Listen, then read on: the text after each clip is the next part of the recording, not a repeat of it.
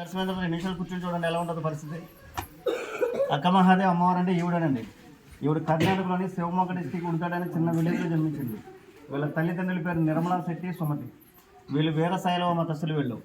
ఈ వీరశైవులు ఏంటంటే వీళ్ళు ఓన్లీ భ్రమరాంబ మల్లికార్జున స్వామినే కొలుస్తారు, వేరే దేవుని కొలవరు వీళ్ళు. అక్క మహాదేవ్ తల్లిదండ్రులకు చాలా వరకు సంతానం ఉండదు. వీళ్ళు సంతానం కోసం పరితపించే టైంలో సాధువులు, విద్వాంసులు, వేద పండితులంతా మీరు అదేరేపడద్దు, మీకు భ్రమరాంబాదేవి అంశ వల్ల ఆడపిల్ల పుట్టబోతుందని చెప్తుంటారు. అయినా సరే వీళ్ళు పిల్లల కోసం సతమతమవుతూనే ఉంటారు. కొన్నాళ్ళకి ఆడపిల్ల పుడుతుంది. పుట్టిన వెంటనే మహాదేవుని నామకరణం చేస్తారు. యోగులు, సిద్ధులందరినీ శివ శరణి అని పిలిచేవారు. అక్క మహాదేవమ్మవారి విద్యాభ్యాసం అంతా బసవేశ్వర గురువుగారి దగ్గర జరుగుతుంది. ఆయన నిత్య శివారాధకుడు. ఆయన అమ్మవారి జాతకం ఇచ్చే వాళ్ళ తల్లిదండ్రులు చెప్తాడు, మీ అమ్మాయికి శివధ్యానం దొరుకుతుంది తెలియని. అదే నియమంతో చిన్నప్పటి నుంచి స్వామిని కొలవడం మొదలుపెడతారు. ఆవిడకి యుక్త వయసు వచ్చిన తర్వాత మల్లికార్జున స్వామి స్వరూపాన్ని చూసి చేసుకుంటే మల్లికార్జున స్వామిని పెళ్లి చేసుకోవాలని దృఢ సంకల్పంగా ఉండేది. అక్క మహాదేవమ్మవారు చాలా సౌందర్య రాశి. ఎంత సౌందర్య రాశి అంటే ఆవిడ అందాన్ని చూసి ప్రతి దేశాన్ని పరిపాలించి రాజుల అక్క మహాదేవుని పెళ్ళాడాలనుకునేవాడు. ఎప్పుడు ఆవిడ శరీర సౌందర్యాన్ని చూసి మురిచిపోయేది కదా, ఎప్పుడు శివారాధనలోనే ఉండేది. కర్ణాటకలో పుట్టి పెరిగింది కాబట్టి కర్ణాటక రాజ్యాన్ని పరిపాలించే రాజాని కౌశిక మహారాజు అమ్మవారి అందాన్ని చూసి తన పట్టపురాణిగా చేసుకోవాలనుకుంటాడు. అనుకున్న తక్షణమే తన మంత్రి చేత అక్క మహాదేవి తల్లిదండ్రులకు కౌరు పంపిస్తాడు, మీ అమ్మాయిని నేను పెళ్లి చేసుకుంటానని. వాళ్ళు నిరాకరిస్తారు. మా అమ్మాయి కారణ జన్మరాలు, ఈ జన్మకు పెళ్లి యోగం లేదా ఒక శివైకి అంకితమని చెప్తారు వాళ్ళు. అదే విషయం మంత్రి రాజుతో చెప్తే రాజుకి చాలా కోపం వస్తుంది.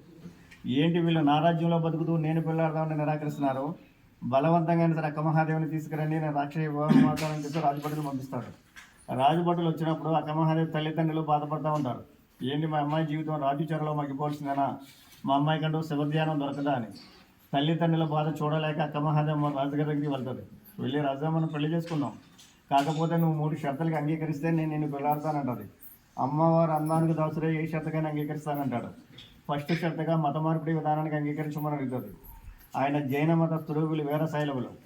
జైన రాజ్యంలో వీరశైలవులు అంటే చాలా నీచంగా చూసేవాడు రాజుగారు. అయినా సరే అమ్మవారు అందాన్ని చూసి ఆ షరతుకి అంగీకరిస్తాడు, తాను కూడా మత మారడానికి అంగీకరిస్తాడు. రెండవ షరతు ఏంటంటే నేను నీ రాజ్యంలో ఉన్నంతకాలం సాధు సన్యాసులకు నిత్య అన్నదానం చేయాలంటది, దాన్ని కూడా ఒప్పుకుంటాడు. మూడో షరతు నేను నీ రాజ్యంలో కొన్ని రోజులు ధ్యానంలో కూర్చుంటాను, నా ధ్యానం అయిన తర్వాత పెళ్లి చేసుకుందాం, అంతవరకు నన్ను తాకవద్దంటది, దాన్ని కూడా ఒప్పుకుంటాడు. చేస్తే 1 రోజు 2 రోజులు ఎలా పెళ్ళాడుతుంది కదా అని. తన రాజ్యంలో చిన్న శివలింగాన్ని ఏర్పాటు చేసుకుని అమ్మవారు తపస్సులో కూర్చుంటారు. రోజులు గడుస్తున్నాయి, నెలలు గడుస్తున్నాయి, సంవత్సరాలు గడిచిపోతూ ఉంటాయి. రాజుగారికి వృద్ధాప్య దశ దగ్గర పడుతుంది. ఏంటి తీసుకొచ్చి ఇంతకాలం అయింది, ఇంతకాలం పడి తపస్సులను కూర్చుంది, నా వయసు అయిపోతుంది, నేను ఎప్పుడు పెళ్ళాడని చెప్పి కామ వాంఛతో తపస్సులను అమ్మవారిని కౌగిలించుకుంటాడు రాజుగారు. ఆవిడ తపస్సు భంగం కలిగి లేస్తుంది.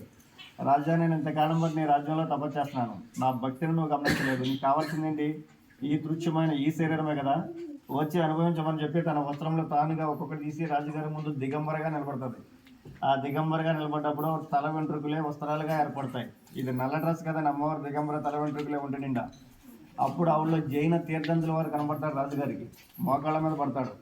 అమ్మ తెలియక చేసిన తప్పు కూడా నేను క్షమించు, నువ్వు ఎక్కడికే వెళ్ళొద్దు, నువ్వు నా రాజ్యంలోనే ఉన్న నీకు సకల సంపదల వజ్ర వైడూర్యాలు సమర్పిస్తాను తల్లి అంటాడు. అయ్యా నేను నీ కనువిప్పు కలిగించడానికి నేను ఈ రాజ్యానికి వచ్చాను, నీ కనువిప్పు కలిగింది కాబట్టి నేను చెన్న మల్లికార్జున స్వామి దర్శనానికి వెళ్ళాలంటది. మనం మల్లికార్జున స్వామి అంటాం, కర్ణాటక భక్తులంతా చెన్న మల్లికార్జున స్వామి అంటారు. 12వ శతాబ్దం అంటే సుమారుగా 800 సంవత్సరాల క్రితం ఆ కర్ణాటక నుంచి నల్లమల ఫారెస్ట్లో అమ్మవారు దిగంబరగానే రావడం కానీ శ్రీశైలం 800 సంవత్సరాల క్రితం అంటే ఈ నల్లమల ఫారెస్ట్ ఎలా ఉండేది ఒక్కసారి ఆలోచించండి. క్రూరమృగాల మధ్య ఒంటి మీద నూలు బూగు లేకుండా వ్యవస్థగా శ్రీశైలం నడుచుకుంటూ రావడం అంటే కర్ణాటక నుంచి శ్రీశైలం కంటే ముందు కళ్యాణ పట్టణంలో చెంచుతండకి వెళ్తాడండి. అమ్మవారి వేషధారం చూసి ఆ గ్రామంలో చెంచు వాళ్ళందరూ పిచ్చిదని చెప్పి రాళ్ళతో చాలా హింసిస్తారంట. అదే ఊరు పొలిమేరలో ఉన్న మర్రి చెట్టు కింద చేత తిరగదంట. ఆ ఊళ్ళో చిలకమ్మని మూగవిడ భిక్షాటం చేసుకుని సాయంత్రం సరిగ్గా అదే చెట్టు కిందకి వణుకుని తినేదంట. ఈవిడ రక్తం దెబ్బలు చూసి చిలకమ్మ నిత్య సపరీలు చేస్తుంది. ఈ సపరీలు చేయడం వల్ల నోటి మాట వస్తుంది. అదే విషయంలో గ్రామంలో